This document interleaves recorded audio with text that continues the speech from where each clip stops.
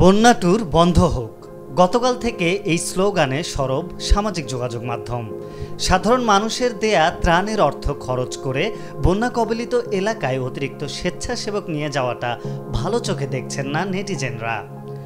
অনেকে সেখানে গিয়ে সেলফি তোলা বা রিলস বানানো নিয়ে ব্যস্ত হয়ে পড়ছেন। আবার অনেক স্থানে দেখা যাচ্ছে ২০ জনের নৌকায় ১৫ জনই উদ্ধারকর্মী। এ ধরনের নানা বিষয় নিয়ে চলছে তুমুল সমালোচনা।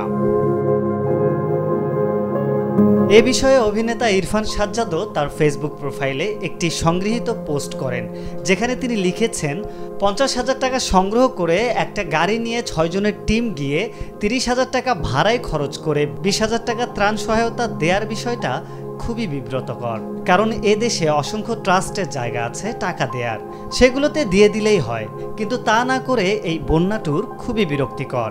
আর যদি যাওয়ারই হয় সেক্ষেত্রে যাওয়া আসা থাকা খাওয়া এগুলো নিজেদের টাকায় করলে ভালো হয়। না পারলে সংগৃহীত টাকাগুলো কোনো ট্রাস্টেড ফান্ড বা যারা অলরেডি ওখানে আছে ট্রাস্টেড তাদের দিয়ে দিলে ভালো হয়।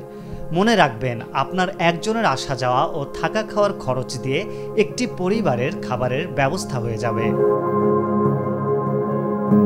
প্রসঙ্গত, দেশের ভয়াবহ বন্যা পরিস্থিতিতে বন্যার্ত মানুষদের সাহায্যে এগিয়ে এসেছে ছাত্র জনতা সহ পুরো দেশবাসী।